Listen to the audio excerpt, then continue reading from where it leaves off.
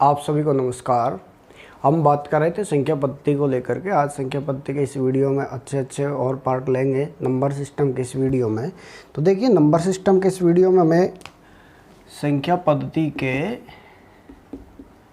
इस वीडियो में आज हम लोग संख्याओं पर बात करेंगे। संख्याओं पर बात करेंगे। मैं यूँ कहूँ, संख्या कितने प्रकार की होती है? वैसे संख्या को बोला जाता है सम्मिश्र संख्या। इसे हम अगर बोलेंगे आगे विस्तार से तो बोलेंगे सम्मिश्र संख्या। इंग्लिश वर्ड जो होगा इसका वो होगा complex number. Complex number, complex number. इस संख्या को दो भागों में डिवाइड किया जाता है। एक भाग को कहा जाएगा वास्तविक संख्या और दूसरे भाग को कहा जाएगा काल्पनिक संख्या। काल्पनिक संख्या, काल्पनिक संख्या को इंग्लिश में बोला जाएगा इमेजिनरी नंबर। Imaginary number. और वास्तविक संख्या को इंग्लिश में बोला जाएगा रियल नंबर।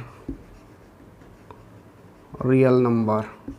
आप ध्यान दीजिए, काल्पनिक संख्या वो होती है जो अंडर रूट में ऋणात्मक चिन्ह के साथ आती हैं, वो काल्पनिक संख्या होती है। अंडर रूट में ऋणात्मक चिन्ह के साथ जो आते हैं वो काल्पनिक संख्या होती है। उनके अलावा बाकी की सारी संख्या कौन सी होती है? वास्तविक संख्या है। अब वास्तविक संख्याओं को वैसे दो भागों में डिवाइड किया जाता है। एक तो पूर्णांक संख्या में,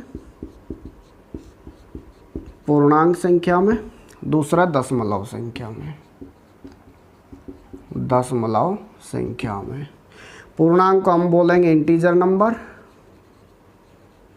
इंटीजर नंबर।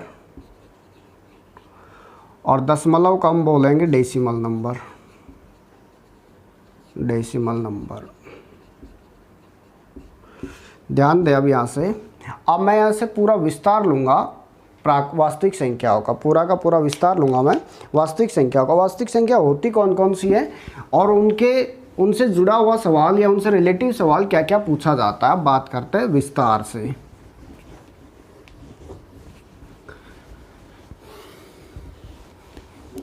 देखिए, मैं कहूँ वास्तविक संख्याएं, वास्तविक संख्याएं हम बात कर रहे हैं रियल नंबर पर।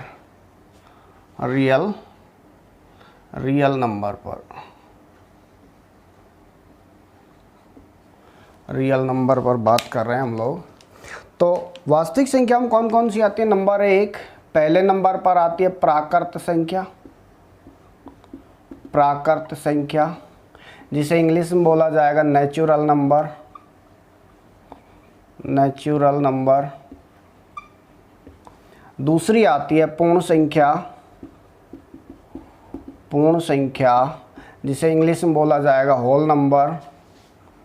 जिसे इंग्लिश में बोला जाएगा होल नंबर। नंबर तीन पर आती है पूर्णांक संख्या। पूर्णांक संख्या, जिसे इंग्लिश में बोला जाएगा integer number. Integer number. Number चार आती है हमारी सम संख्या, जिसे इंग्लिश में बोला जाएगा even number. Even number. Number पाँच होती है हमारी विषम संख्या। विषम संख्या, जिसे इंग्लिश में बोला जाता है ओड नंबर।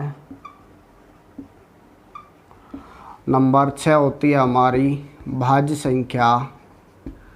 भाज्य संख्या, जिसे इंग्लिश में बोला जाता है composite number. Composite number. Number सात होती है हमारी अभाज्य संख्या। अभाज्य संख्या, इंग्लिश में बोला जाता है prime number. Prime number. Number आठ होती है हमारी सह अभाज्य संख्या। सह अभाज्य संख्या, जिसे इंग्लिश में बोला जाता है को प्राइम नंबर। को प्राइम नंबर। नंबर नौ होती है हमारी आपेक्षिक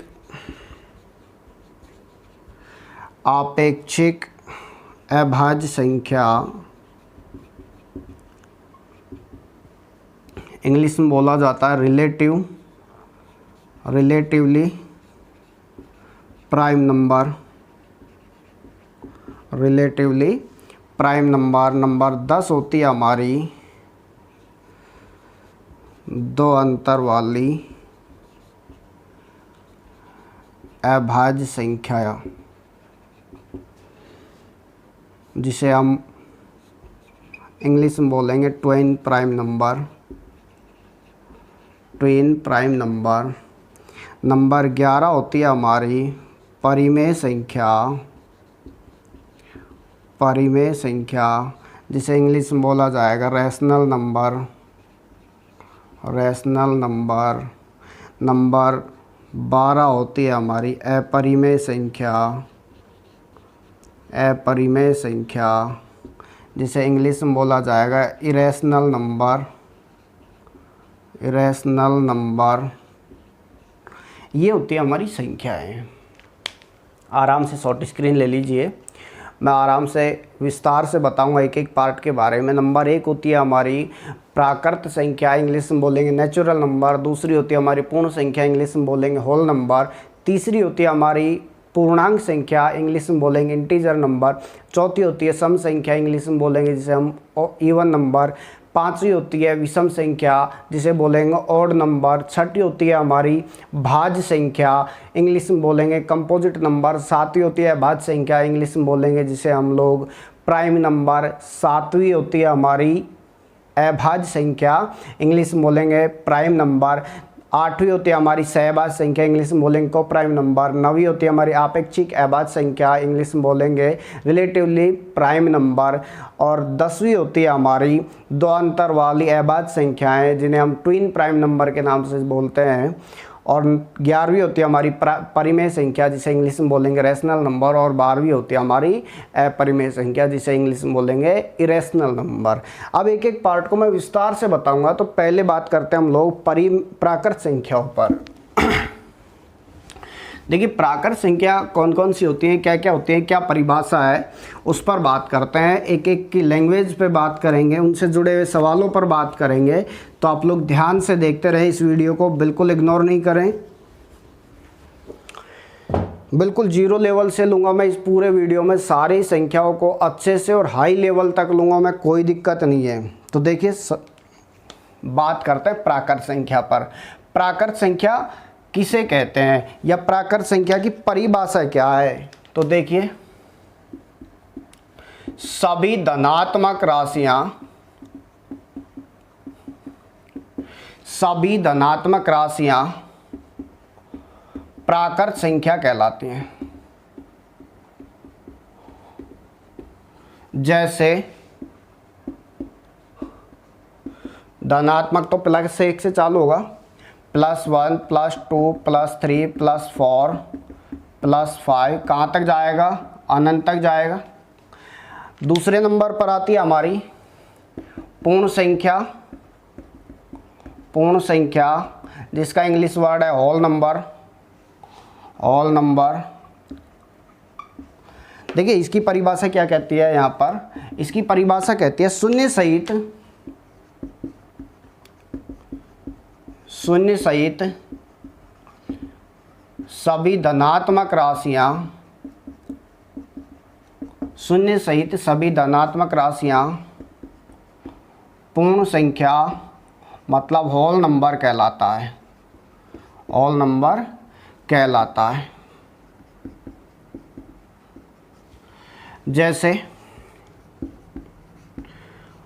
0 +1 +2 +3 +4 ... कहाँ तक जाएगा? वही प्लस अनंत तक। इन दोनों में फ़र्क क्या है?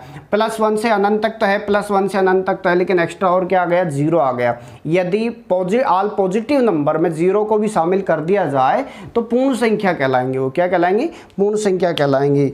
अब देखिए आगे नंबर 3 पूर्णांक संख्या, इंग्लिश में बोलेंगे integer number. Integer number. Language देखिए इसकी क्या कहलाती है लैंग्वेज? शून्य सहित सभी धनात्मक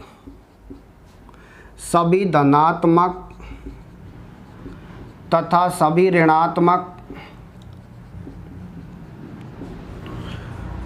राशियां पूर्णांक संख्या कहलाती हैं, पूर्णांक संख्या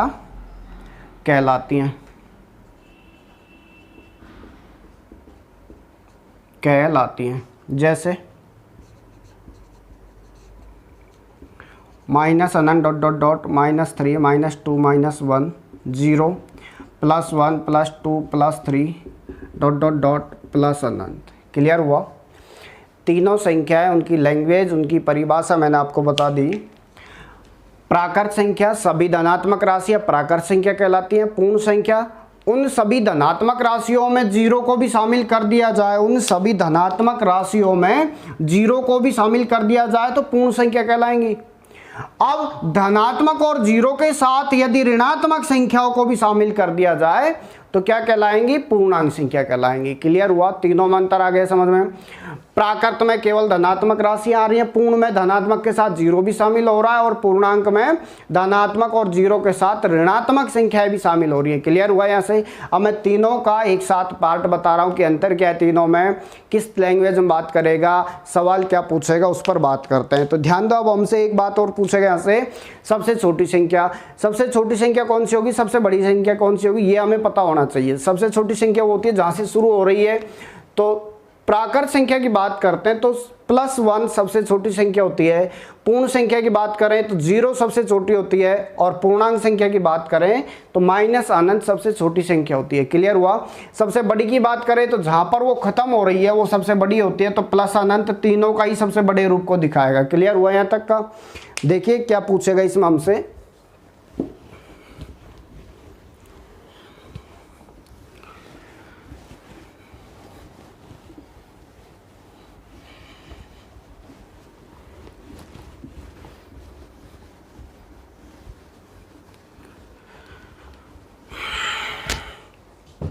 हमसे पूछ लिया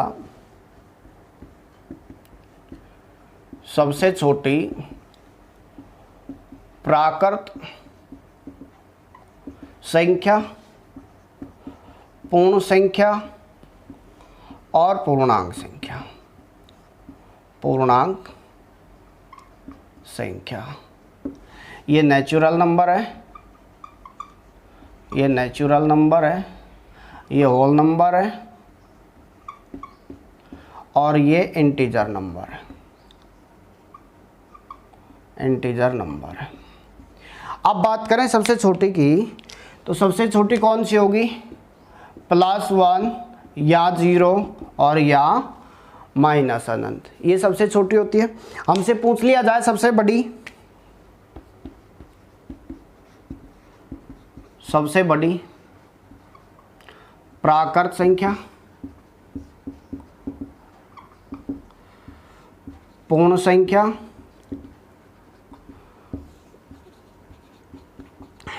पूर्णांक संख्या। तो सबसे बड़ी जो होगी तीनों में ही प्लस अनंत होगी, सबसे बड़ी जो होगी वो प्लस अनंत होगी और सबसे छोटी जो होगी प्राकृत में +1 होगी, पूर्ण में 0 होगी और पूर्णांक में माइनस अनंत होगी। क्लियर यहाँ तक? देखिए अब यहाँ से आगे बात करते हैं हम लोग। इसमें मैंने तीनों की लैंग्वेज लिखी, तीनों की लैंग्वेज में मैंने लिखा ऑल पॉजिटिव 0 ऑल नेगेटिव। तो मैं यूँ कहूँ अभी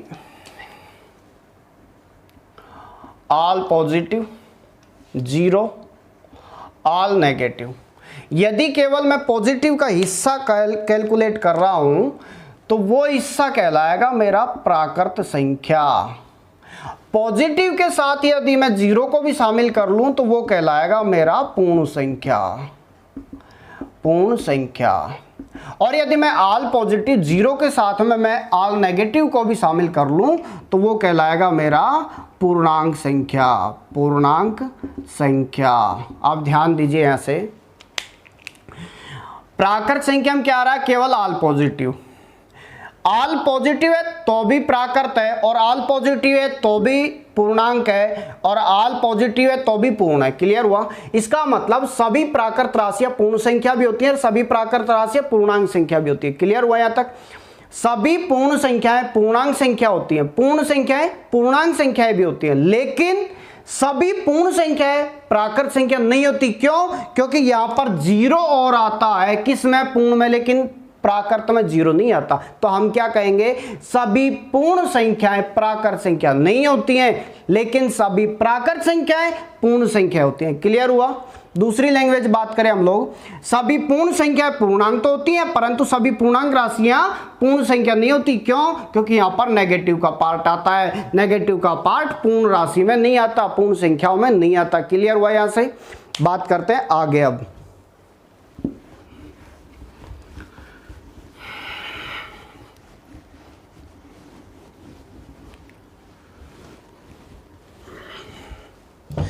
नंबर 4 पर आती है हमारी सम संख्या। सम संख्या इवन नंबर। और नंबर 5 पर आती है हमारी विषम संख्या, ऑड नंबर। अच्छा, सम संख्या वो होती हैं जिनमें 2 का भाग जाता हो, जिनमें 2 का भाग जाता हो। और विषम संख्या वो होते हैं जिनमें 2 का भाग नहीं जाता हो। जिनमें 2 का भाग जाता है वो सम संख्या होंगी, जिनमें 2 का भाग नहीं जाता है वो विषम संख्या होंगी। क्लियर है? यहाँ से जो सवाल पूछा जाएगा वो थोड़ा सा अलग एनर्जी के साथ पूछा जाएगा। तो जो सवाल पूछे जाएंगे उस पर बात करते हैं।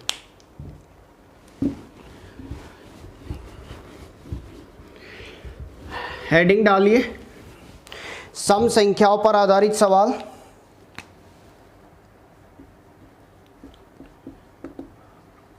सम संख्याओं पर आधारित सवाल। यहां से बड़े बड़े जो सवाल पूछे जाएंगे उनके लिए आप लोग नोट लिख लीजिए। मैं आपको नोट लिखवा रहा हूं। नोट, 2 लगातार सम संख्याओं के गुणनफल में एक जोड़कर वर्गमूल लिया जाए तो वर्गमूल का मान गुणा की गई दोनों संख्याओं के बीच की संख्या होगी। क्लियर हुआ? अब मैं इसी को प्रैक्टिकली बात करूं तो क्या कह रहा है, 2 लगातार सम संख्याओं के गुणनफल में, 2 लगातार सम संख्याओं के गुणनफल में एक जोड़ो, उसके बाद वर्गमूल लो। तो पहली 2, उसके बाद अगली कौन सी आएगी, 4। अब एक जोड़ना, इसका वर्गमूल लेना है। कितना होगा? अब यूं कह रहा है जो वर्गमूल का मान होगा वो कितना होगा, वर्गमूल का मान गुणा की गई दोनों संख्याओं के बीच की संख्या होगी। तो गुणा कौन कौन सी हो रही है, 2 और 4, 2 और 4 के बीच की संख्या कौन सी होगी, 3 होगी। क्लियर हुआ यहां तक? यदि हम इसको भी देखें तो 2 गुणा 4 करेंगे, 8 और 1 जोड़ेंगे 9, 9 का वर्गमूल भी क्या आएगा, वही 3 आएगा। क्लियर हुआ? अब मैं कहूं 4 गुणा 6 24 और 1 25 का वर्गमूल कितना होगा, 5। और ये 5 4 और 6 के बीच है या नहीं है, बिल्कुल हुआ। मैं कहूं 6 गुणा 8 प्लस 1, आपको कुछ देखने की जरूरत नहीं है, दोनों के बीच की संख्या क्या आ जाएगी, 7। मैं बड़ी संख्याओं पर बात करूं 12 गुणा 14 प्लस 1 वर्गमूल लूं तो क्या आ जाएगा, 13।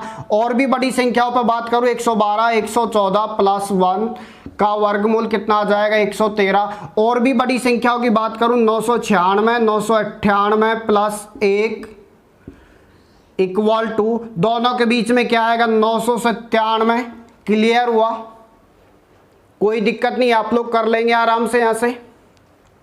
ओके, आपको कुछ नहीं करना था पूरे पार्ट में, मैंने जो नोट लिखा है इसको आराम से याद रखें बस। दो लगातार संख्याओं के गुणनफल में यदि एक जुड़ करके वर्गमूल आ रहा है तो उस वर्गमूल का मान उन दोनों के बीच की संख्या प्राप्त होगा। क्लियर हुआ। अब एक बात ध्यान दें आप लोग, दो लगातार सम संख्याओं के गुणनफल में एक जोड़ करके वर्गमूल लिया जा रहा है तो प्राप्त जो संख्या होगी वो एक विषम संख्या प्राप्त होगी। सम संख्याओं के गुणनफल से विषम संख्या प्राप्त होगी वर्गमूल की कंडीशन में। क्लियर हुआ।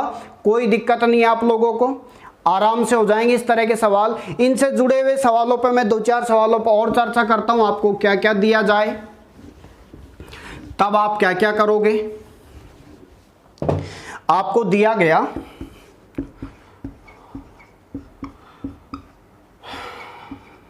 +1 का मान क्या होगा। क्लियर हुआ। अब मैं कहूं ये कितना, 1088, 1086, अरे दो लगातार सम संख्या हुई कि नहीं, 86 के बाद 88 तो आ रहा है, आगे पीछे कैसे भी लिख सकते, कोई दिक्कत नहीं है। एक जुड़ रहा है, वर्गमूल आ रहा है तो क्या आ जाएगा, के बीच की संख्या, अरे 86 और 88 के बीच में क्या आएगा, 87, बाकी की संख्या जो की तो लेनी है। क्लियर हुआ। अब आपको क्या क्या नोट करना है, आपको पता चला दोनों अंदर की सम संख्याओं का गुणनफल में एक जोड़ के वर्गमूल लिया जा रहा है, भार इनके बीच की संख्या प्राप्त होगा। इसका मतलब मैंने अभी छोटे से प्रैक्टिकल पर बात की, मैं इस पर बात कर रहा हूं तो मुझे क्या मिल रहा है, 3। इसका मतलब क्या हुआ, भार जो संख्या प्राप्त हो रही है गुणनफल में एक संख्या उससे छोटी होती है और एक संख्या उससे बड़ी होती है। क्या होता है, एक संख्या उससे छोटी होती है और एक संख्या उससे बड़ी होती है। क्लियर हुआ। अब आपको गुणनफल वाली एक संख्या को आउट कर दिया जाएगा, गुणनफल वाली एक संख्या को आउट कर दिया जाए तो बस एक बात ध्यान रखेंगे, गुणनफल वाली कंडीशन में यदि अंदर जो एक संख्या दी हुई है उससे एक संख्या या तो छोटी होगी या बड़ी होगी, भार वाली। क्लियर हुआ। उसके आसपास की संख्या है तो आपको कुछ नहीं करना, भार वाली से अंदर वाली की तुलना करनी है, एक तो छोटी होगी और एक बड़ी होगी। अब जो संख्या नहीं दी हुई है उसकी तुलना करनी है किससे, दी गई वाली से। दी गई वाली संख्या यदि बड़ी है तो जो नहीं दी है वो छोटी होगी, और दी गई वाली छोटी है, जो नहीं दी गई है वो बड़ी होगी। देखिए सवाल में मैं इसी सवाल को ये लिखूं,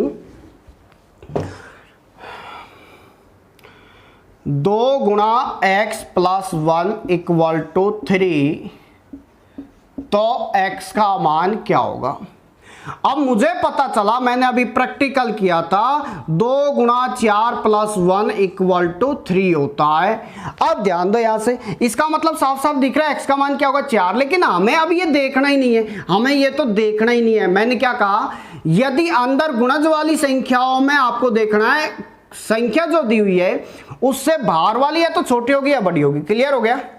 2 के बाद बड़ी दिख रही है तुरंत, तो अब हमें क्या करना है, जो संख्या दी हुई है ना उससे अंदर की गुणज वाली संख्याओं की तुलना करनी है। आपको दी गई संख्या में देखना है, दी गई संख्या जो दिख रही है वो छोटी है बड़ी है, छोटी है तो डेफिनेट दूसरी संख्या क्या होगी, बड़ी होगी। किससे, भार वाली से। क्लियर हुआ। ऐसा ही एक और सवाल मैं लूं, यहां पर मुझे दिया गया 4 × x + 1 = 4 × 5, तो x बराबर क्या होगा। अब मैं यूं कहूं कि मुझे जो भार संख्या दी हुई है उससे छोटी वाली दी हुई है, तो गायब कौन सी है, बड़ी वाली। कितनी होगी, 4 × 6, अरे इससे ही तो बड़ी होगी ये। क्लियर हुआ। कर लेंगे इस तरह के सवाल। ओके, बात करते हैं अब विषम संख्याओं पर आधारित सवालों पर। विषम संख्याओं पर आधारित सवालों पर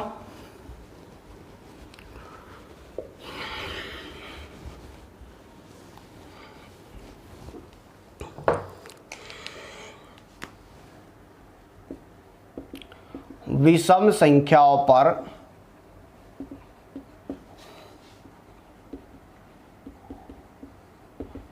आधारित सवाल। करना क्या है, कुछ नहीं करना, नोट लिखें आप लोग, सेम इसमें भी नोट लिखें। 2 क्रमागत विषम संख्याओं के गुणनफल में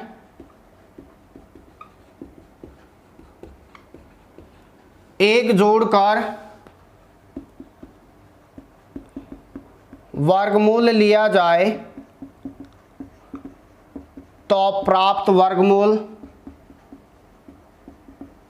का मान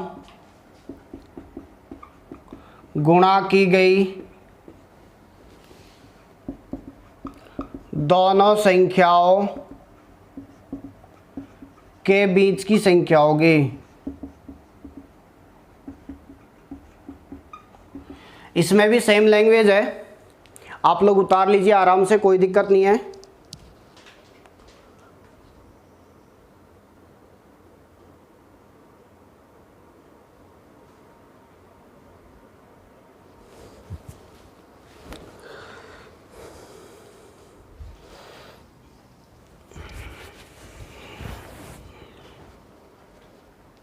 जी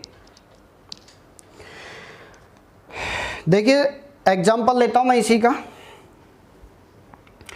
कहा क्या है इसने हमसे कहा दो क्रमागत विषम संख्या गुणनफल में यदि एक जोड़ दिया जाए, गुणनफल में एक जोड़ दिया जाए और तब वर्गमूल लिया जाए, तो वर्गमूल का मान गुणा की गई दोनों संख्याओं के बीच की संख्या होगी। वही पिछली वाली लैंग्वेज है, कोई कुछ नहीं करना हमें। मैं कहूँ एक और एक के बाद अगली कौन सी आएगी, 3 और 1 जोड़ना है। गुणनफल का वर्गमूल, गुणनफल में एक जोड़कर वर्गमूल लिया जाए तो क्या प्राप्त होगा, अरे गुणा की गई दोनों संख्याओं के बीच की संख्या प्राप्त होगा। 1 और 3 के बीच में क्या आएगा, 2 ही आएगा। क्लियर हुआ। वैसे देखा जाए 1 गुणा 3 करेंगे, 3 और 1 4, 4 का वर्गमूल क्या आएगा, वही 2 आएगा। अब मैं कहूँ 3 इंटू 5 प्लस 1 क्या आएगा, 3 और 5 के बीच की संख्या 4 आएगा। वैसे हल किया जाए तो 3 और 5 15, 3 गुणा 5 करेंगे 15 और 1 16, 16 का वर्गमूल कितना आएगा, 4। सेम। अब बड़ी से बड़ी संख्या देखें, कोई फर्क नहीं पड़ेगा। 97 इंटू 99 प्लस 1। बड़े सवालों को अब तुरंत कर देंगे, बस चुटकियों में करेंगे, लेकिन आप लोग पूरी मेहनत करें अच्छे से। ध्यान दें अब 97 इंटू 99 प्लस 1, 97 इंटू 99 में एक जोड़ करके वर्गमूल लिया जा रहा है, कितना आएगा 98। क्लियर हुआ। यहाँ से कोई दिक्कत नहीं है। अब हमें अगला एक और एग्जांपल मैं लूँ, 1003 प्लस 1 वर्गमूल लिया जाए तो कितना आएगा, 1002 प्राप्त हो जाएगा। क्लियर हुआ, कोई दिक्कत यहाँ से। अब मैं आगे बात करता हूं मैं यहां से सम और विषम संख्याओं से रिलेटिव सवाल हम लोगों ने कर लिया। 5 संख्या हम लोग कर चुके हैं। नंबर 6 पर आता है। नंबर 6 भाज्य संख्या जिसे हम लोग बोलते हैं कंपोजिट नंबर। देखिए इसकी लैंग्वेज क्या है, आराम से लैंग्वेज देखिए, उसके बाद आराम से रिलेटिव सवालों पर बात करेंगे।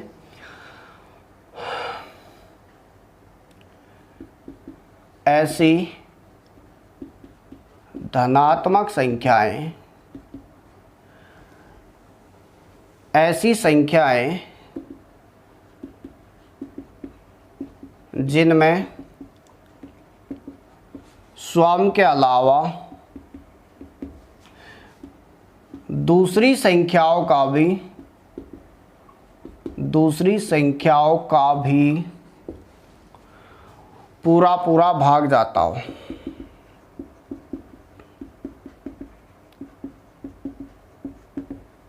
क्या कहलाएंगी, भाज्य संख्या कहलाएंगी। भाज्य संख्या कहलाएंगी। जैसे 4, 6, 8, 9, 10, 12, 14, 15, 16, 18, 20, 21, 22, 24, 25 ... क्लियर। यहाँ सम और विषम से कोई मतलब नहीं है। यहाँ वो संख्या देखनी जिनमें दूसरी संख्याओं का भाग जाना चाहिए, बस। खुद का तो जाता ही जाता है, दूसरी का भी। दूसरी संख्या कुछ भी हो सकती है। तो 4 में किसका भाग जा रहा है, 2 का जा रहा है, 4 का तो जाएगा ही जाएगा। 3, 6 में किसका जा रहा है, 2 का, 3 का, 8 में किसका जाएगा, 2 का, 4 का, ऐसे ही 9 में किसका जाएगा, 3 का, 10 में किसका जाएगा, 2 का, 5 का। दूसरी संख्याओं का जा रहा है इन सभी संख्याओं। क्लियर हुआ यहाँ से। अब हमसे पूछ लिया जाता सबसे छोटी भाज्य संख्या कौन सी है, सबसे छोटी भाज्य संख्या कौन सी होगी, 4। क्लियर हुआ यहाँ से। बात करते हैं अगली संख्या पर, अब अगली संख्या पर। नंबर 7 अभाज्य संख्या। अभाज्य संख्या जिसे इंग्लिश में बोला जाता है प्राइम नंबर। इसकी लैंग्वेज देखिए, ऐसी संख्याएं ऐसी संख्याएं जिनमें केवल स्वयं का भाग जाता हो, स्वयं का भाग जाता हो, अभाज्य संख्याएं कहलाती हैं। अभाज्य संख्याएं कहलाती हैं। जैसे 2, 3, 5, 7, 11, 13, 17, 19, 23, 29, 31, 37, 41, 43, 47। क्लियर हुआ। हमसे पूछा जाता सबसे छोटी अभाज्य संख्या कौन सी है, तो सबसे छोटी अभाज्य संख्या कौन सी होती है? 2। सबसे छोटी अभाज्य संख्या कौन सी होती है? 2। क्लियर यहाँ तक? आपको यहाँ तक पूरा पाठ समझ में आ गया? कोई दिक्कत यहाँ से? अब कुछ नोट हम लोग लिखेंगे और नोट के पीछे फिर कारण भी लिखेंगे हम लोग। अब नोट हम लिखेंगे,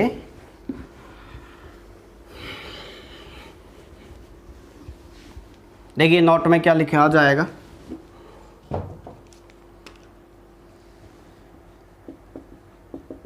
नोट, एक ना भाज्य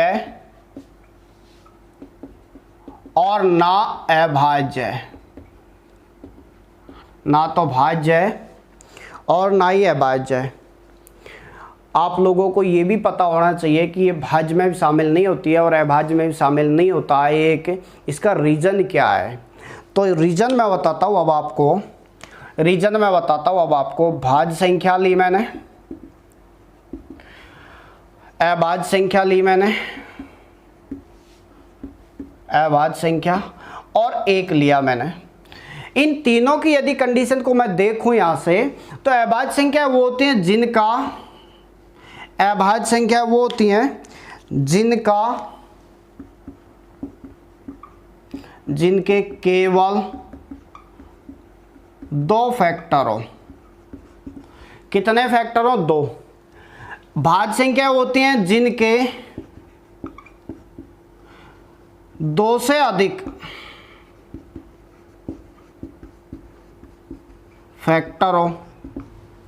लेकिन एक का फैक्टर कितना होता है?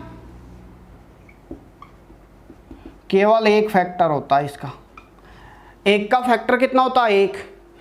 अब भाज्य में शामिल होने के लिए कितने फैक्टर चाहिए? 2 फैक्टर चाहिए। केवल का मतलब ना तो 2 से कम होने चाहिए ना 2 से ज्यादा होने चाहिए। इसका मतलब अभाज्य संख्या में शामिल होने के लिए उसके 2 फैक्टर होते हैं। और 2 फैक्टर कौन कौन से होते हैं? एक तो स्वयं होता है और एक होता है। स्वयं और एक होता है, ये फैक्टर होते हैं। आप कोई सी भी संख्या ले लीजिए, मैं कहूँ 2 लिया, 3 लिया, 5 लिया, 7, कुछ भी ले लीजिए। अब इनके फैक्टर की बात करूं मैं, तो 2 का फैक्टर क्या होगा? फैक्टर का मतलब उसका टुकड़ा। तो 2 का क्या लिखा जाएगा? 1 गुणा 2 लिखा जाएगा। 2 को 1 गुणा 2। ऐसे ही 3 को क्या लिखा जाएगा? 1 गुणा 3। और 5 को क्या लिखा जाएगा? 1 गुणा 5। ऐसे ही 7 को 1 into 7 लिखा जाएगा। कितने फैक्टर हैं? प्रत्येक के 2 फैक्टर हैं। अब एक को हम बात करें, एक को तो केवल क्या लिखा जाएगा? 1 ही लिखा जाएगा। एक को तो केवल 1 ही लिखा जाएगा, इसके साथ में दूसरा कोई फैक्टर नहीं आएगा। क्लियर हुआ यहां से? अब मैं बात करूं भाज्य संख्याओं की, इनके फैक्टर 2 से ज्यादा होते हैं। जिनके फैक्टर 2 से ज्यादा होते हैं वो भाज्य संख्याओं में शामिल होंगे। तो मैं अभी कहूं 2 से ज्यादा फैक्टर, मैंने कहा 4 था, 6 था, 8 था, 9 था, 10 था, किसी को भी ले लीजिए। इन सब के फैक्टरों की बात करूं तो मैं 4 का फैक्टर की बात करूंगा, 1 into 2 into 4 आएगा। कितने फैक्टर हो गए? 3। ऐसे ही 6 की बात करूं, 1 into 2 into 3 into 6 हो जाएगा। मतलब इनका भाग इसमें जा रहा है। फैक्टर का मतलब हुआ इन सभी का भाग इसमें जाएगा। ऐसे ही 8 की बात करूं तो 1 into मतलब 1 हो जाएगा, 2 भी हो जाएगा, 4 भी हो जाएगा, 8 भी हो जाएगा। 9 की हम बात करें 1 3 9 होगा। ऐसे ही 10 की हम बात करें तो 1 2 5 और 10 होगा। क्लियर हुआ? फैक्टर का मतलब इन सभी का भाग उस संख्या में जा रहा है। तो यहाँ पर भाज्य संख्याओं के फैक्टर कितने होते हैं? 2 से ज्यादा होते हैं। अभाज्य संख्याओं के फैक्टर कितने होते हैं? केवल 2 ही होते हैं। और एक का तो फैक्टर कितना होता है? 1 ही। इसलिए एक का 1 ही फैक्टर होने से वो ना तो भाज्य में शामिल होती है ना ही अभाज्य में शामिल होती है। क्लियर हुआ यहाँ से? अब हम बात करते हैं अभाज्य संख्याओं पर। मैंने सबसे छोटी संख्या की बात की, उसको वापस नोट कर लीजिए। अगर आप लोगों ने नोट नहीं किया हो तो आप उसे वापस नोट कर लीजिए। यदि आप लोगों ने नोट नहीं किया है तो आप नोट कीजिए वापस।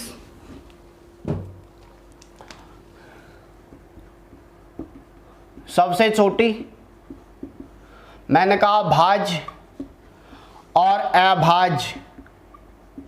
भाज्य संख्या जो होती है वो कौन सी होती है, +4, और अभाज्य संख्या कौन सी होती है, 2। कौन सी होती है, 2 होती है। क्लियर हुआ। बात करते हैं अब अभाज्य संख्याओं से जुड़े हुए टॉपिकों पर। अभाज्य संख्याओं से जुड़े हुए टॉपिकों पर बात करते हैं।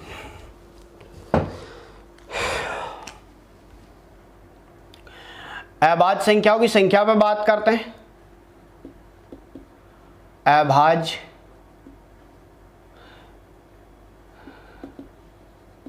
संख्याओं की संख्याएं। ओके, लगातार संख्याएं,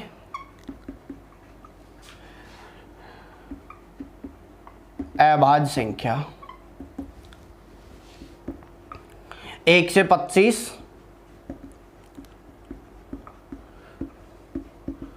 25 से 50 तक, 50 से 75 तक, 75 से 100 तक। इनमें अभाज्य संख्याएं जो होती है 96 64 होती हैं। कितनी होती हैं, 96 64। क्लियर है। यहाँ से 1 से 25 तक अभाज्य संख्या कितनी होंगी, 9। 25 से 50 तक अभाज्य संख्या कितनी होंगी, 6। 50 से 75 तक अभाज्य संख्या कितनी होंगी, 6। और 75 से 100 तक अभाज्य संख्या कितनी हो जाएंगी, टोटल 4। यदि हमसे कहा जाता है 1 से 50 तक, 1 से और 50 तक अभाज्य संख्या कितनी होंगी, टोटल 15। 1 से और 75 तक की बात करता तो टोटल कितनी हो जाती, 21। और 1 से 100 तक की बात करता तो टोटल कितनी हो जाती, 25 हो जाती। क्लियर हुआ। यहाँ से आपसे पूछ लिया जाता 25 से और 75 के बीच में टोटल अभाज्य संख्या कितनी होती, 6 और 6 टोटल 12 हो जाती। आप लोग निकाल लेंगे यहाँ से, कोई दिक्कत नहीं है, किसी भी तरह की कोई दिक्कत नहीं आएगी आपको। क्लियर हुआ। ओके, अब इनसे जुड़े हुए सवालों पर बात करते हैं। इनसे जुड़े हुए सवालों पर बात करते हैं जो एग्जाम्स में आए हुए थे। उन अच्छे सवालों पर बात करेंगे। अब मैं एग्जाम्स के सवाल ले रहा हूं, आप लोग कंटिन्यू बने रहें।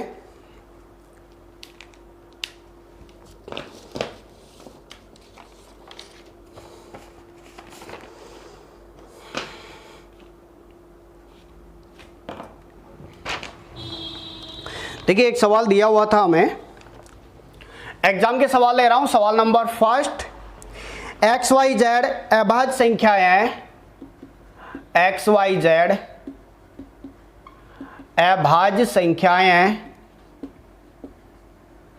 XYZ अभाज्य संख्याएं तथा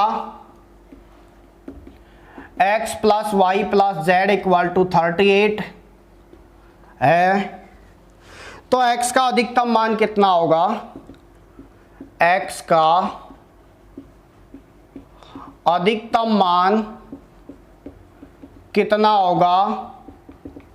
ऑप्शन हमें दिया हुआ है, ऑप्शन नंबर 1, 2, 3 और 4। ऑप्शन हमें दिया हुआ है 29, 31, 37, 23। जी देखिए, सवाल में कुछ नहीं करना हमें, सवाल में कुछ नहीं करना हमें। दिया क्या है, x + y + z = 38। और तीनों की तीनों क्या है, हमारे पास अभाज्य संख्या है। तीनों की तीनों क्या है, अभाज्य संख्या है। इसका मतलब x भी अभाज्य है, y भी अभाज्य है और z भी अभाज्य है। उसने ये नहीं कहा कोई छोटा है या बड़ा है, हमें कोई मतलब नहीं है। उसने तो हमसे क्या कहा है, x का मैक्सिमम मान ज्ञात करना है, x का अधिकतम मान ज्ञात करना है। जब x का अधिकतम मान ज्ञात करना है तो y और z का मान क्या होगा, बिल्कुल न्यूनतम होगा। तो मैंने कहा z जो है वो 2 हो सकता है थोड़ी देर के लिए। y को यदि मैं 3 मानूं तो टोटल कितना हो जाएगा 5, और 5 की कंडीशन में ये कितना बचेगा 33 हो नहीं सकता, तो इसका मान क्या मान लिया हमने 5। यदि ये 5 है तो 2 और 5 कितना हो गया 7, तो ये कितना बचेगा 31, और 31 ही हमारा क्या होगा आंसर होगा। तो ऑप्शन कौन सा राइट हो जाएगा, बी ऑप्शन हमारा राइट हो जाएगा। क्लियर हुआ यहां से। इसी तरह का एक और सवाल एग्जाम में आया हुआ ही, आप लोग थोड़ा जल्दी करें। इसी तरह का एक और सवाल जो एग्जाम में आया हुआ था, सारे टॉपिक मैंने क्लियर कर दी, आपके लैंग्वेज मैंने इनकी क्लियर कर दी, आप सवाल देखना है बस।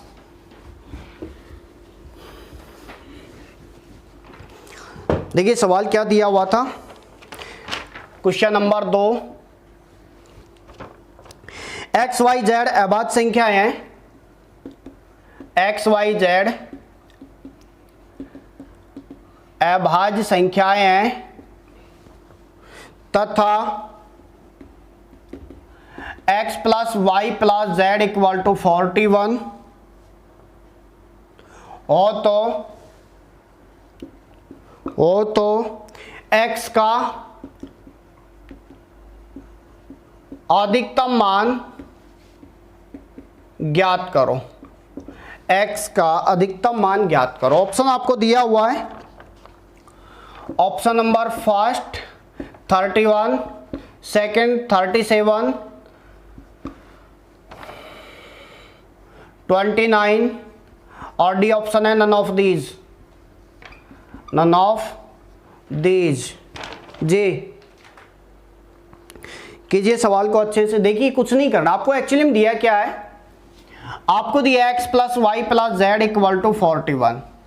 मान किसका पूछा है, x का अधिकतम। मैंने कहा अभी x का जब अधिकतम मान पूछा जाएगा तो y और z का मान क्या होगा, बिल्कुल न्यूनतम होगा। न्यूनतम की कंडीशन में हम क्या लेंगे, लेकिन x और y z क्या है अभाज्य, और अभाज्य सबसे छोटी संख्या क्या होगी 2। सबसे पहले न्यूनतम मान पर काम करेंगे, तो z जो होगा हमारा 2 होगा, तो हम कहेंगे ऐसे ही y को भी हम 2 मान लें तो कितना हो जाएगा 4, तो ये कितना बचेगा 37, और 37 क्या है अभाज्य संख्या है, तो हमारा उत्तर क्या होगा 37 हो जाएगा। क्लियर हुआ। ओके देखिए अब अगले सवाल पर, क्वेश्चन नंबर 3, क्वेश्चन नंबर 3 क्या कह रहा है देखिए आप लोग। एग्जाम के सारे सवाल मैं आप लोगों को पुटअप करा रहा हूं। क्वेश्चन नंबर 3, 2 अंक की अभाज्य संख्या कितनी है, 2 अंकीय अभाज्य संख्याएं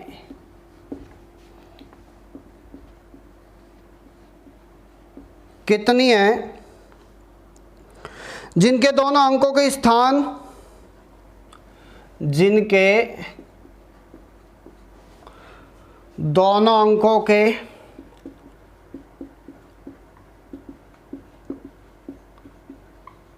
स्थान बदलने पर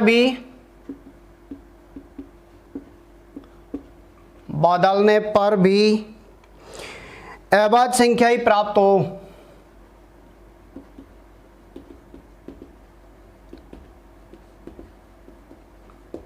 हो। ऑप्शन आपको दिया हुआ है, ऑप्शन आपको दिया हुआ है 7, 8, 9 और 10। 7, 8, 9 और 10 निकालिए आप लोग।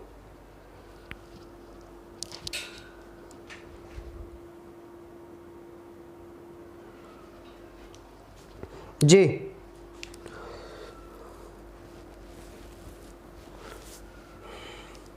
देखिए करना क्या है, 2 अंक की अभाज्य संख्या है, इसका मतलब 2 अंक वाली कहाँ से शुरू होंगी, 10 से और 99 के बीच ही होंगी, टोटल 10 से और 99 के बीच होंगी। क्लियर। उन संख्याओं का अंक बदलने पर भी, दोनों अंकों को बदलने पर भी, आपस में बदलने पर, इसका मतलब यदि x y अभाज्य है तो y x भी क्या होगा अभाज्य होगा। इस वाली लैंग्वेज पर वो बात कर रहा है। तो अब हम बात करें कौन कौन सी कंडीशन आएंगी।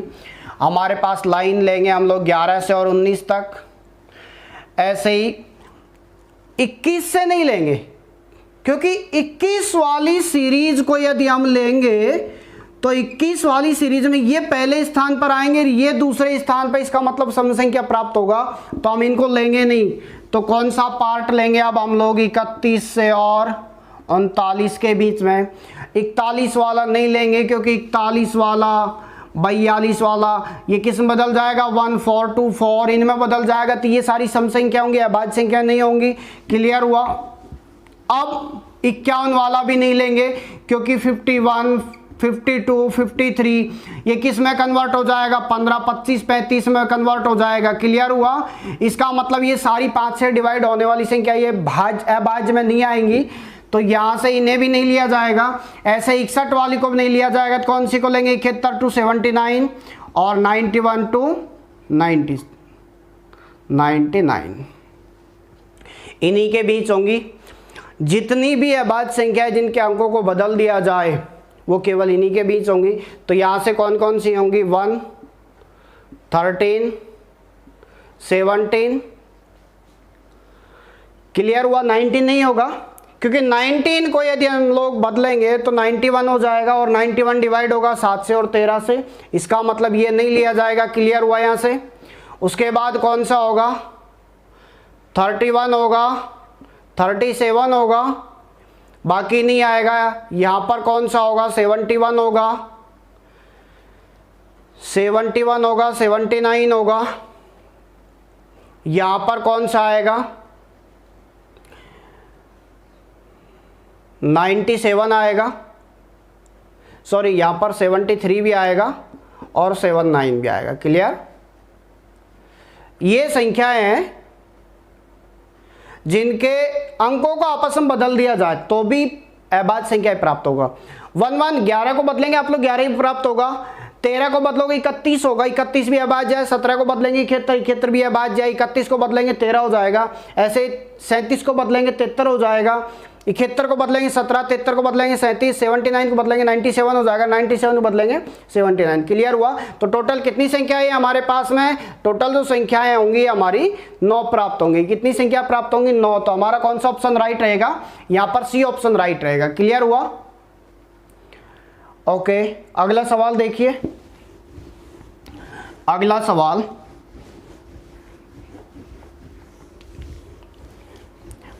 पेन कॉपी आपके हाथ में होने चाहिए, आप अच्छे से देखते रहे। सवाल नंबर 4, एग्जाम के सवालों को ही पुटअप करवाया जा रहा है, आप लोग अच्छे से रीड करें। देखिए सवाल नंबर 4 क्या कह रहा है?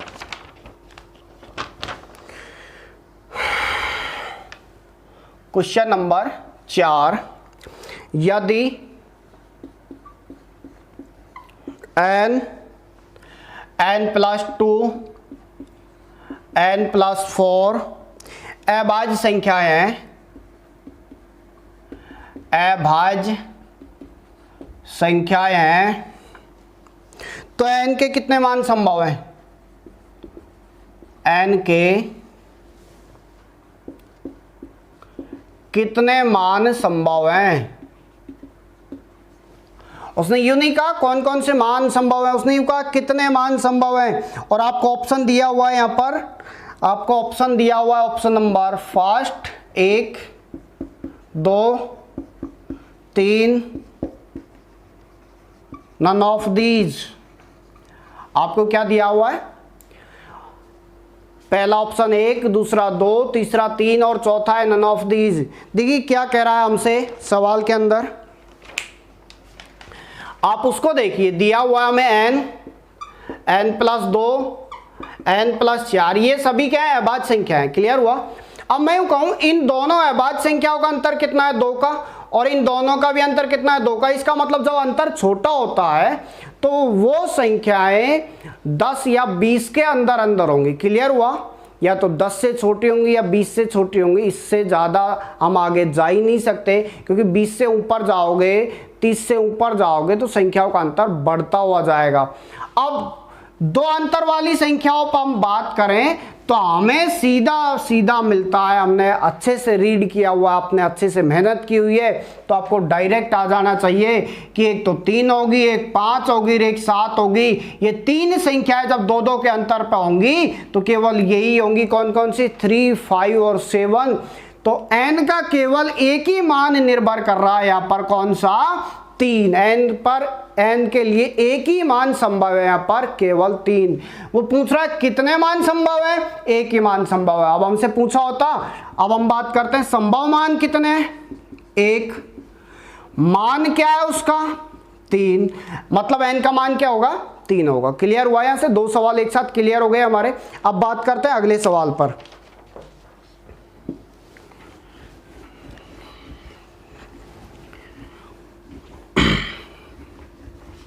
Question number 5,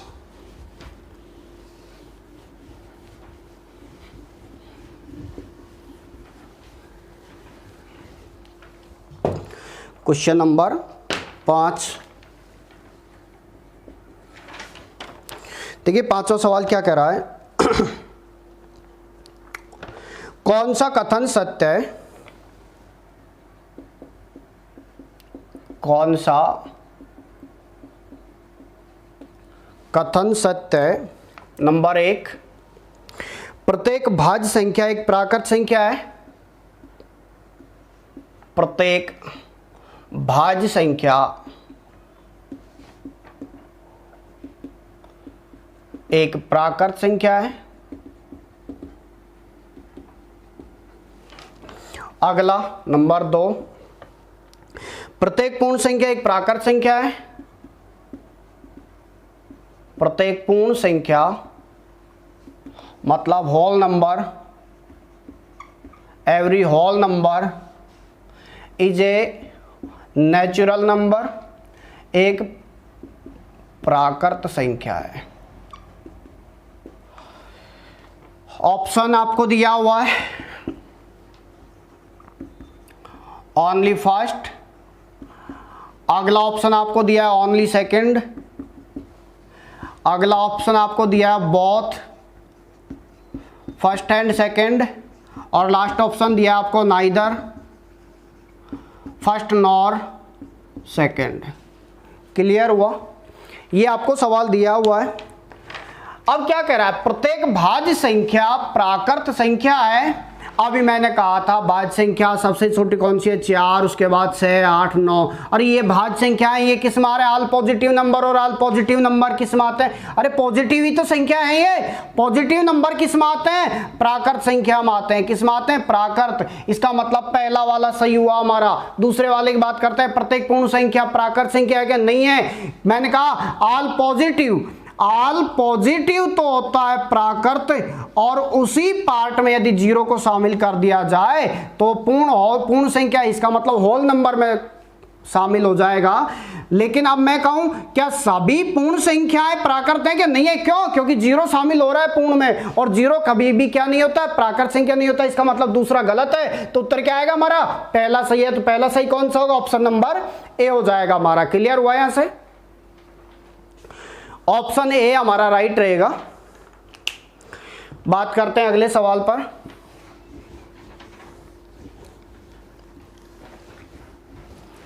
question number 6,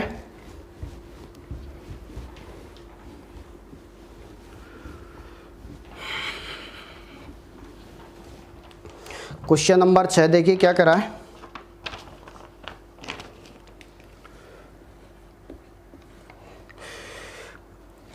n बराबर 1 प्लस एक्स, जहां x 4 क्रमागत पूर्ण संख्याओं का गुणज समूह है। 4 क्रमागत पूर्णांक संख्याओं का गुणज समूह है। गुणज समूह है तो निम्न में से कौन सा सत्य है, तो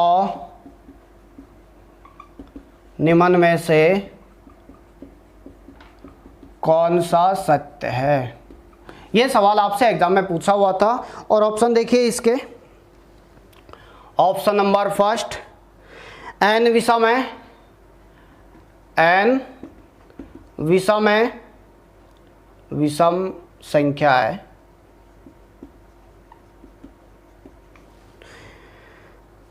ऑप्शन नंबर बी n अभाज्य है, n अभाज्य संख्या है। ऑप्शन नंबर सी, सॉरी ये अभी दिया ही हुआ है, ये फर्स्ट, ये सेकंड और थर्ड दिया हुआ, इन्हीं में से निकालना कौन सा सत्य है। n पूर्ण वर्गमूल है, पूर्ण वर्गमूल है, पूर्ण वर्गमूल है। अब ऑप्शन दिया हुआ है इसका, option number first, first and third, first and third. Option number second, first and second. Option number third, only first. और ऑप्शन नंबर लास्ट है ओनली थर्ड। ये आपको सवाल दिया हुआ था, क्लियर हुआ। उसने क्या कहा है, n जो है 1 प्लस एक्स के बराबर, और x क्या है, 4 क्रमागत पूर्ण संख्याओं का गुणज समूह है। तो मैं यूं कहूं x की वैल्यू कुछ भी हो आप शुरू से ले सकते हो। तो मैं कहूं अभी n के लिए 1 प्लस 1 2 3 4, अरे 4 संख्याओं का गुणज है x, तो x की जगह क्या रख दिया, 1 से 4 तक की संख्या। मैं इनको कैलकुलेट करूं तो इनकी वैल्यू होगी 24 और 1 25, 24 और 1 25। ऐसे में आगे देखूं n का मान 1 प्लस x का मान कुछ भी हो सकता है, कहीं से भी शुरू करें, 4 होनी चाहिए लगातार। तो 2 3 4 5, 24 और 5 120 और 121, क्लियर हुआ। यस, तो मुझे क्या मिल रहा है, n का जो मान आ रहा है, एक पूर्ण वर्गमूल संख्या आ रही है और विषम संख्या भी आ रही है। एक पूर्ण वर्गमूल संख्या भी है और विषम संख्या भी है। इसका मतलब पहला भी सही है और तीसरा भी सही है। फर्स्ट और थर्ड कौन से में आ रहे हैं, ऑप्शन नंबर फर्स्ट में आ रहे हैं। क्लियर हुआ, ओके, उतार लीजिए आप लोग।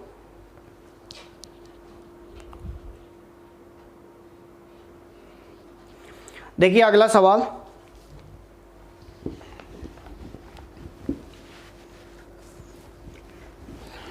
सवाल नंबर 7।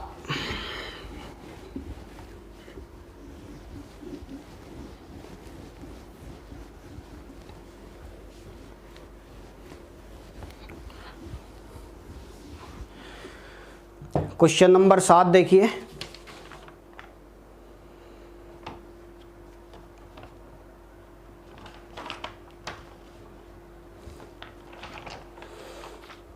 क्वेश्चन नंबर 7,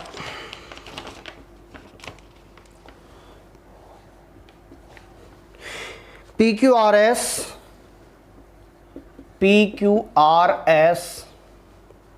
4 क्रमागत धनात्मक पूर्णांक है, 4 क्रमागत धनात्मक पूर्णांक हैं। तो PQRS प्लस 1 का वर्गमूल का मान किसके बराबर होगा। Okay, option number first P cross Q plus 1, second Q cross R plus 1, third R cross S plus 1, fourth P cross S plus 1। ये आपको दिया हुआ है। इसी से रिलेटेड दूसरा सवाल भी ले लेते हैं, दोनों सवाल एक जैसे हैं। क्वेश्चन नंबर 8,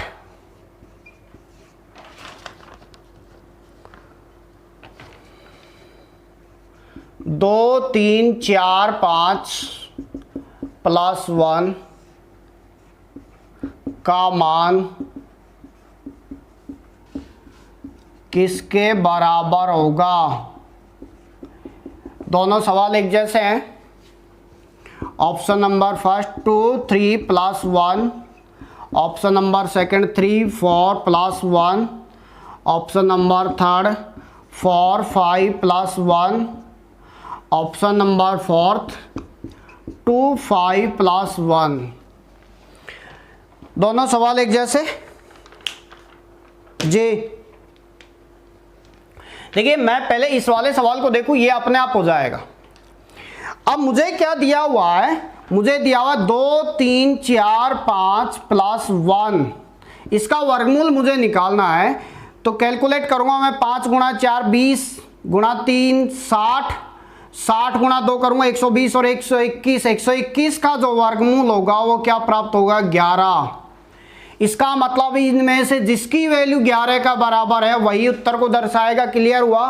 तो 11 के बराबर है क्या, 3 दूना 6 और 1 7, ऑप्शन गलत। 3 चौक 12 और 1 13, 4 5 20 और 1 21, 2 गुणा 5 10 और 1 11, यही ऑप्शन मेरा राइट। और ये 11 कैसा आया, फर्स्ट संख्या और लास्ट संख्या के गुणज में 1 जोड़ने पर। इसका मतलब इसका आंसर क्या होगा, फर्स्ट और लास्ट के गुणज में 1 जोड़ने पर। कौन से में है, ऑप्शन नंबर डी होगा हमारा। क्लियर हुआ। कोई दिक्कत आप लोगों को। यदि 4 लगातार संख्याओं के गुणनफल में 1 जोड़कर वर्गमूल लिया जाए तो फर्स्ट और लास्ट संख्या के गुणनफल में 1 जोड़ करके जो मान प्राप्त होगा उसके वर्गमूल को दिखाएगा। क्लियर हुआ। यदि मैं यूं कहूं अभी आपसे, मैं अभी यहां पर बात करूं कि इसकी वैल्यू क्या होगी, इसकी वैल्यू क्या होगी, तो इससे रिलेटेड ही वैल्यूओं पर बात करना है मुझे। आपको सब कुछ आना चाहिए। अभी इसे डिटेल से देखिए। यदि मैं कहूं 1 इंटू 2 इंटू 3 इंटू 4 प्लस 1 की बात करें तो टोटल 24 और 1 25, और इसका वर्गमूल जो होगा वो कितना होगा 5। और ये वर्गमूल आया कैसे, आपको कुछ नहीं करना, पहली और लास्ट की संख्या को गुणा करना है और 1 जोड़ना है, उसके बराबर प्राप्त होगा। क्लियर हुआ। ऐसे ही मुझे कहा जाए 2 3 4 5 के गुणनफल में 1 जोड़कर वर्गमूल लिया जाए तो आपको कुछ नहीं करना, क्या करना है, पहली और लास्ट की संख्या के गुणनफल में 1 जोड़ना है बस। कितना होगा 11। ऐसे ही आपसे कहा जाए 10 11 12 13 प्लस 1, इसका वर्गमूल मान क्या होगा, फर्स्ट और लास्ट में जोड़ना है। तो 10 गुणा 13 प्लस 1 मतलब 131 होगा। क्या होगा 131 होगा। क्लियर हुआ। यहां से आपसे कहा जाए 7 8 9 10 प्लस 1 का वर्गमूल मान कितना होगा, फर्स्ट और लास्ट को देखना है। 7 इंटू 10 प्लस 1 टोटल 71 होगा। इसका वर्गमूल कितना होगा 71 होगा। कोई दिक्कत नहीं आनी चाहिए आपको। ओके, अगला सवाल देखिए। 8 सवाल हम कर चुके हैं। सारे सवाल मैं वो करा रहा हूं जो एग्जाम में आए हुए हैं। सवाल नंबर 9, देखिए सवाल नंबर 9 क्या कह रहा है। क्वेश्चन नंबर 9, 10 11 12 13 प्लस x बराबर 131 और तो x का मान क्या होगा। ऑप्शन आपको दिया हुआ है 0 1 2 3। ध्यान दीजिए, इस सवाल पर मैंने अभी चर्चा की थी और वही सवाल आ गया। अभी मैंने क्या कहा, यदि पहली और लास्ट की संख्या के गुणनफल में 1 जोड़ने से यदि वैल्यू प्राप्त हो रही है 10 गुणा 13 प्लस 1, कितना होगा 131 ही होगा। इसका मतलब 4 लगातार संख्याओं के गुणनफल में कितना जुड़नेगा, कितना जुड़ेगा 1 जुड़ेगा। तो x की वैल्यू क्या होगी हमारी 1 होगी। क्लियर हुआ। यहां से आप में से किसी को कोई दिक्कत। ओके, बात करते हैं 10वें सवाल पर। आज का 10वां सवाल, आज का 10वां सवाल सारे सवाल वही हैं जो एग्जाम में आए हुए थे। आज का 10वां सवाल, क्वेश्चन नंबर 10। क्वेश्चन नंबर 10 देखिए क्या करा है। यदि x और y धनात्मक पूर्णांक हैं,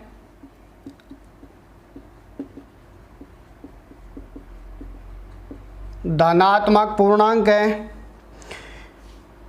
जहां x ग्रेटर देन y, यदि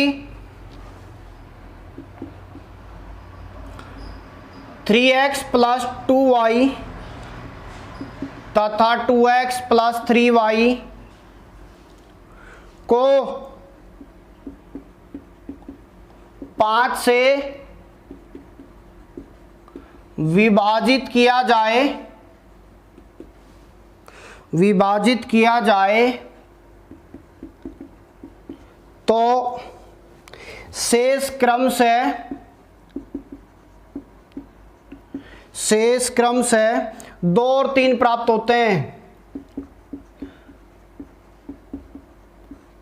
होते हैं,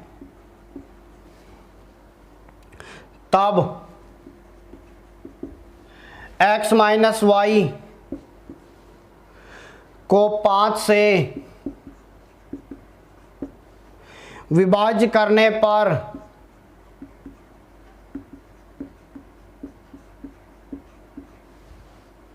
शेष कितना प्राप्त होगा?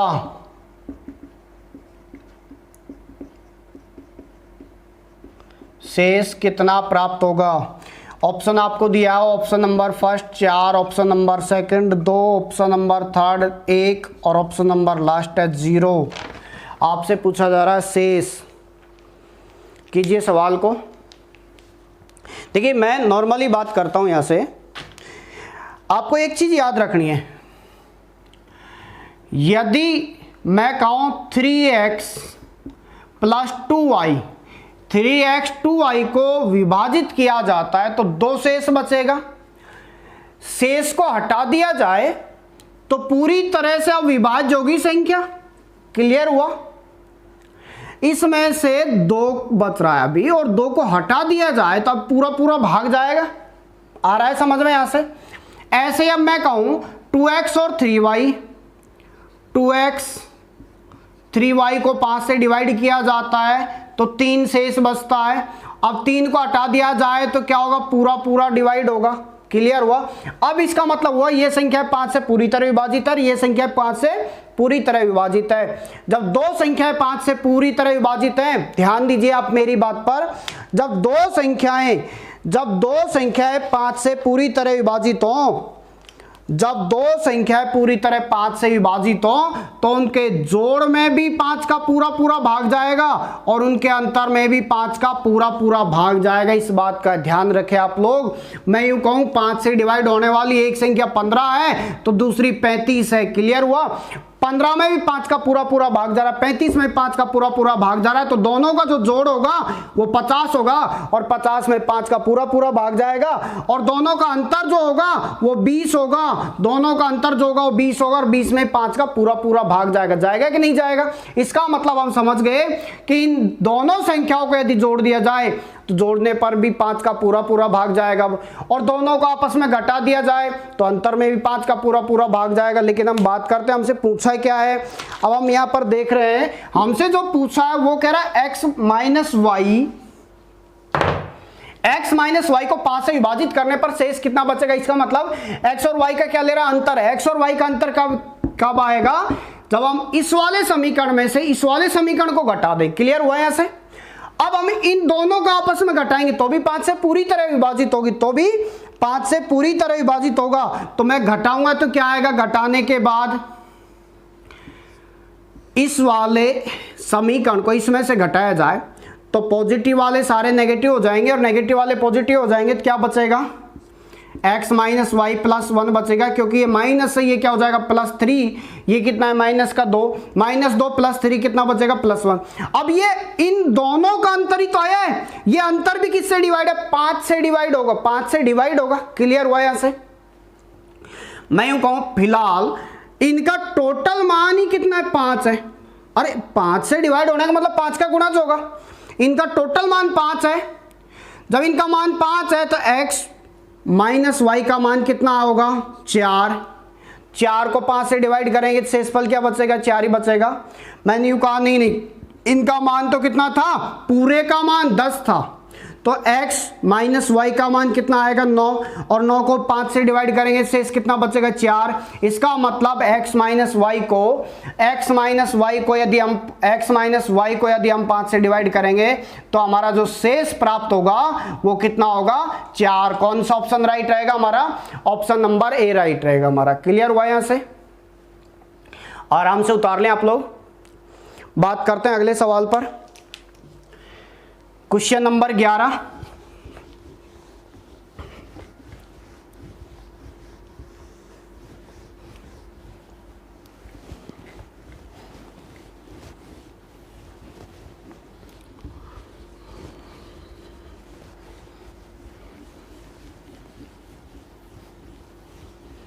देखिए क्वेश्चन नंबर 11,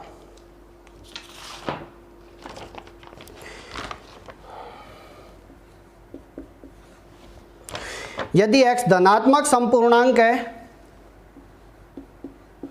यदि x धनात्मक समपूर्णांक है तथा y ऋणात्मक विषम पूर्णांक है, y ऋणात्मक विषम पूर्णांक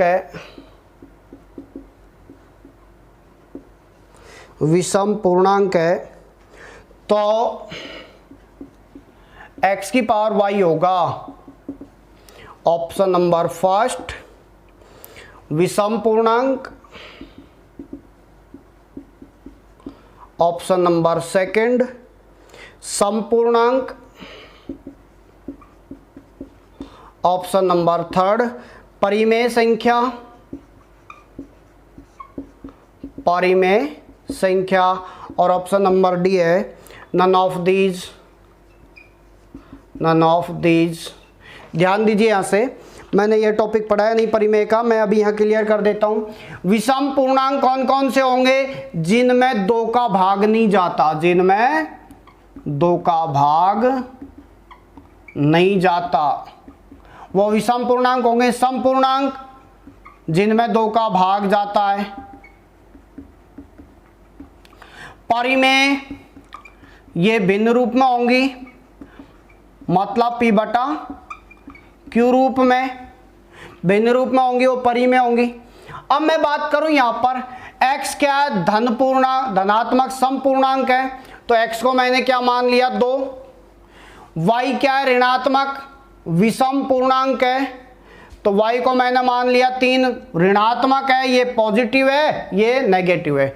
x पॉजिटिव है, y नेगेटिव है। हमसे क्या पूछा है, x की पावर y, x का मान कितना मान लिया +2, y का मान कितना है -3। विषम संख्या, अरे कुछ भी मान लो विषम में, छोटी मान लो ज्यादा बढ़िया रहेगा। कैलकुलेट करेंगे तो क्या आएगा 1/2 की पावर 3 या 1/8, और 1/8 क्या है भिन्न रूप, और भिन्न रूप क्या होगा परिमेय संख्या होगी। क्या होगी, परिमेय संख्या। तो ऑप्शन कौन सा राइट रहेगा, ऑप्शन नंबर सी राइट रहेगा हमारा। क्लियर? बात करते हैं सवाल नंबर 12 पर। सवाल नंबर 12,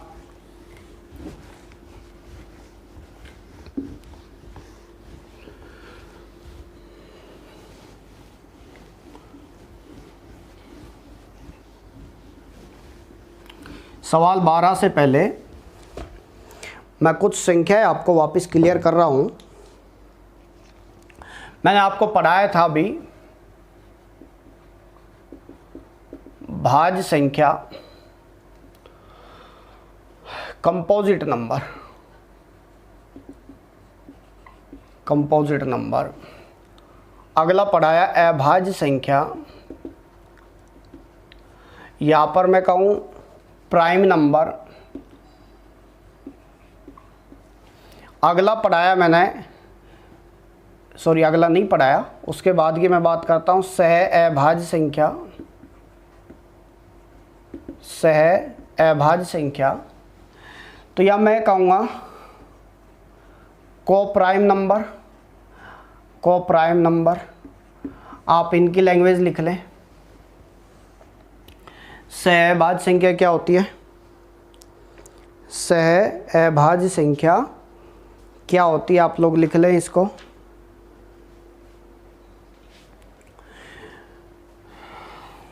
सह अभाज्य संख्या दो अभाज्य संख्याओं का, अभाज्य संख्याओं का जोड़ा सह अभाज्य संख्या कहलाता है।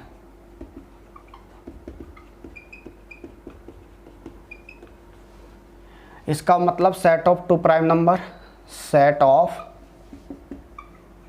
टू प्राइम नंबर क्या कहलाएगा? को प्राइम नंबर। अगला आता है हमारा, इसके बाद जो आता है हमारा वो आता है आपेक्षिक। आपेक्षिक अभाज्य संख्या, इसका मतलब रिलेटिवली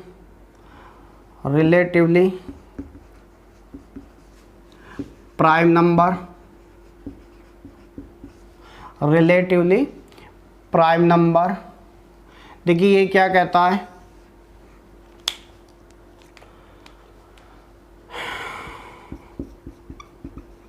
दो संख्याएं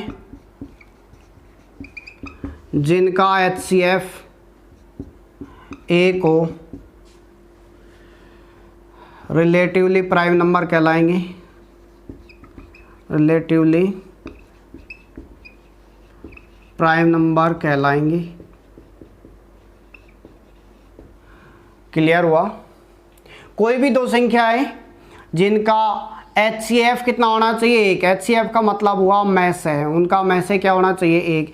यदि में से एक है और संख्या कोई भी हो, जरूर नहीं है भाज्य अभाज्य, कोई भी हो, उनका में से क्या होना चाहिए? एक होना चाहिए। जैसे मैं बात करूं अभी 9 16 16 25, कोई भी ले लिया, 2 3, कोई भी संख्या ले लो, 99 100। क्लियर हुआ? इसके लिए मैं बात करूं, क्या कहा इसने? दो अभाज्य संख्याओं का जोड़ा। दो अभाज्य संख्या कोई सी भी हो सकती है, जैसे 2 3 5 7 5 11 11 17, अरे कुछ भी ले लो, 11 13 11 19, कुछ भी हो सकता है। आराम से उतार लें आप लोग यहाँ से। उसके बाद एक और संख्या आती है हमारी twin prime number.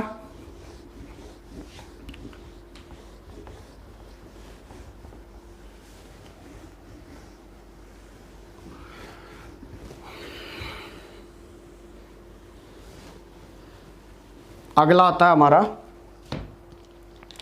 Twin prime number.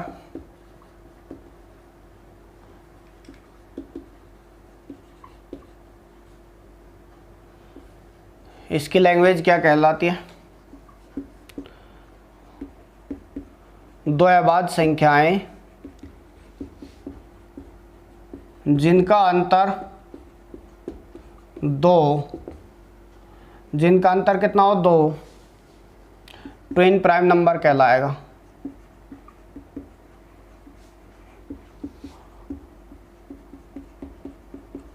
जैसे 3 5 5 7 11 13 17 19 29 31 41 43, ये सारे क्या है? Twin prime number. इन दोनों का अंतर कितना रहेगा? 2 ही रहेगा, केवल 2 ही रहेगा। क्लियर हुआ यहाँ से? ओके। अब बात करते हैं सवाल पर।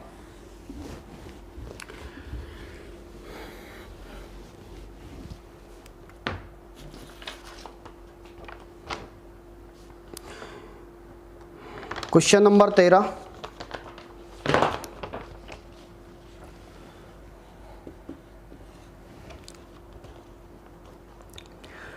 देखो क्या करा है।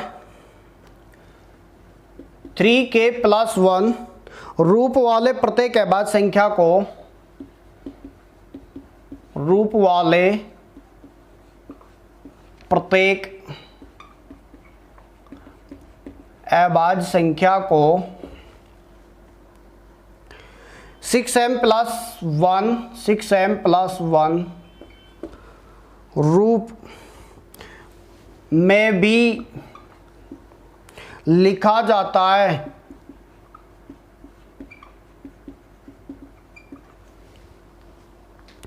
जहां k तथा m पूर्णांक हैं, तब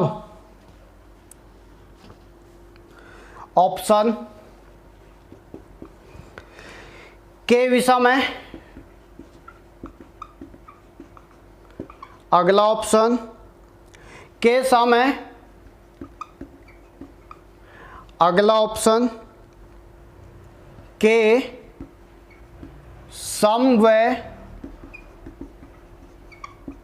विषम दोनों हो सकते हैं।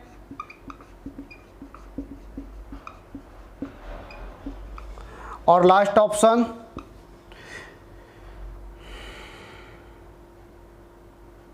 ज्ञात नहीं कर सकते।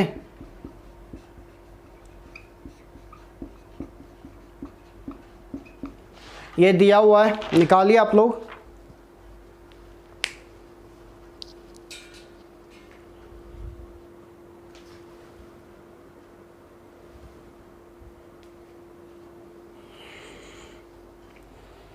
जी, गर्मी काफ़ी तेज पड़ रही है, आप लोग सेफ्टी रखें। जी, तो मैं बात करूं,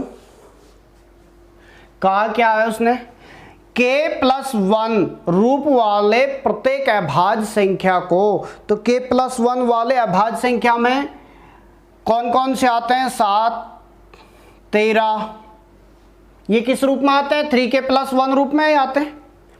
मैं अभी इसको लिखूं 7 को, तो ये आएगा हमारा 3k+1 रूप में। 13 भी किस में आ रहा है, 3k+1 रूप में। यहां पर k की वैल्यू क्या है, 2, यहां पर k की वैल्यू क्या होगी, 4 होगी। अब इसको किस में लिखना है, हम इसे लिखेंगे 6m+1 रूप में, इसे लिखेंगे 6m+1 रूप में। यह m की वैल्यू क्या है, 1, यह m की वैल्यू क्या होगी, 2। एक चीज क्लियर हो गई हमारे इन दो ही एग्जाम्पल में, k का जो मान आ रहा है,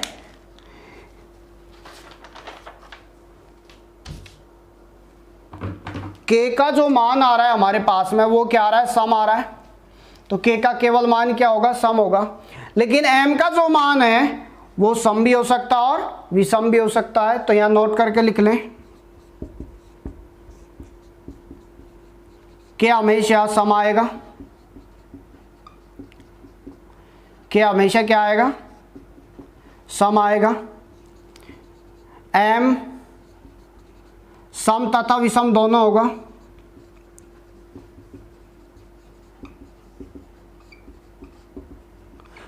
हमसे केवल k की बात की है तो k क्या आएगा, सम आएगा।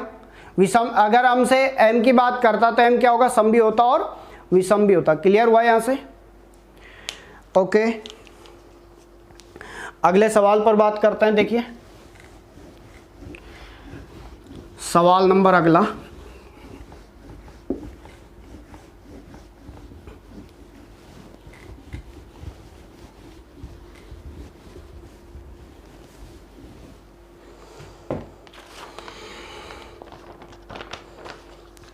देखिए सवाल क्या कह रहा है हमसे।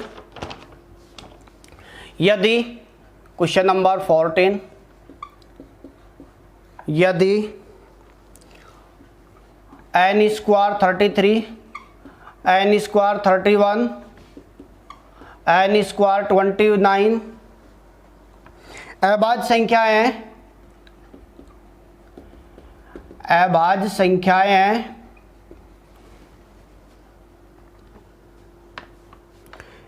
तब n के कितने मान संभव हैं?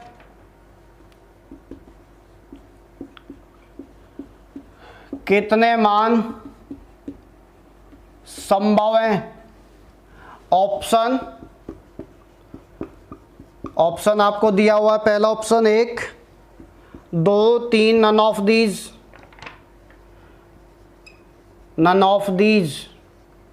ध्यान दीजिए, यहां से कुछ नहीं करना हमें।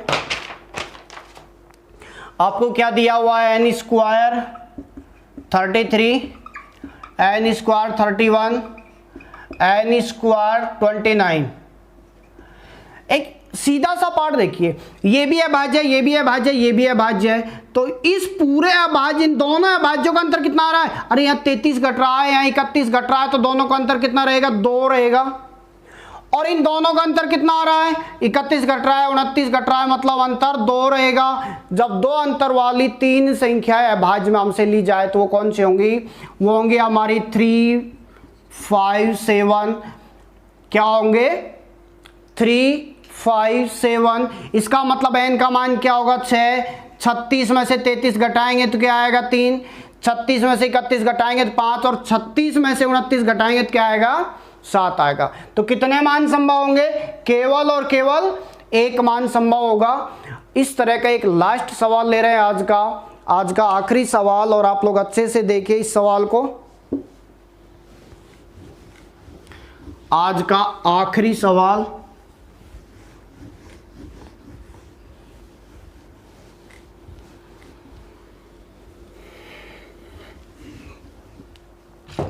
देखिए आज का आखिरी सवाल क्या करा है। Question number 15, P Q R अभाज्य संख्या है। पी क्यू आर अभाज्य संख्याएं हैं जहां P less than Q less than R less than 13। तो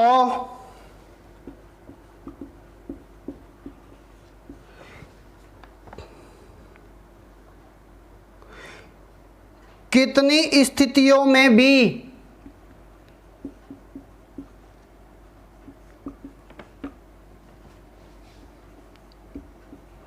P plus Q plus R भी एक अभाज्य संख्या होगी? भी एक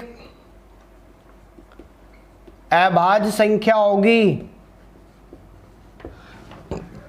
ऑप्शन नंबर फर्स्ट 1, 2, 3, 4। देखिए सवाल, आज का लास्ट सवाल, हमें क्या दिया हुआ है? हमें दिया हुआ है P less than Q less than R less than 13। P का मान Q से छोटा है, Q का मान R से छोटा है, मतलब तीनों बराबर नहीं है। और क्या है? ये अभाज्य संख्याएं हैं। और R का मान 13 से छोटा है, इसका मतलब 13 से छोटी वाली अभाज्य संख्याएं देखनी है। तो 13 से छोटे कौन सी होंगी? 2, 3, 5, 7, 11। अब ध्यान दीजिए, ये तीनों ही अभाज्य संख्याएं हैं। इनमें से एक यदि 2 है तो बाकी 2 विषम होंगे, और 2 विषम के का योग हमेशा सम होगा। सम में 2 जोड़ दिया जाए तो क्या होगा? सम। तो 2 ले नहीं सकते, तो क्या लेंगे हम लोग? 3, 5, 8 और 11, 19। एक तो अभाज्य संख्या ये हो जाएगी। ऐसे ही 5, 7, 12 और 11, 23। एक अभाज्य संख्या ये हो जाएगी। मतलब P का मान छोटा है, उससे बड़ा Q का होगा, उससे बड़ा R का होगा। और ये सारे मान किससे छोटे होंगे? 13 से। क्लियर हुआ? तो इस कंडीशन में P Q R का योग भी एक अभाज्य संख्या होगा। तो 3, 5, 7 से अभाज्य संख्या के योग 19 कितना हुआ? अभाज्य संख्या हुई। 5, 7, 11, 23 अभाज्य संख्या हुई। तो कितने मान संभव हुए? 2 मान संभव हुए। क्लियर हुआ? आप सभी से मेरा निवेदन है, मेरे चैनल को ज़्यादा से ज़्यादा सब्सक्राइब करें, लाइक करें, शेयर करें, अपने दोस्तों तक पहुंचाएं। अच्छे अच्छे वीडियो में प्रत्येक टॉपिक पर बहुत जल्दी डालूंगा, आप लोग बने रहें। और मुझे आप लोग व्हाट्सअप करते रहे, आपके सवालों से जुड़े कोई समस्या हो तो आप मुझे व्हाट्सअप करते रहें। मेरा व्हाट्सअप नंबर है 9828269386। धर्मेंद्र मैथ्स मेरा यूट्यूब चैनल है, उस पर आप लोग कंटिन्यू मेरे सारे कंटेंट देखते रहें। अच्छे अच्छे वीडियो, एग्जाम के सारे सवाल मैं कराने की कोशिश करूँगा। धन्यवाद, बने रहिए। शुभ रात्रि, सुप्रभात, नमस्कार, राम राम, आप सभी को धन्यवाद।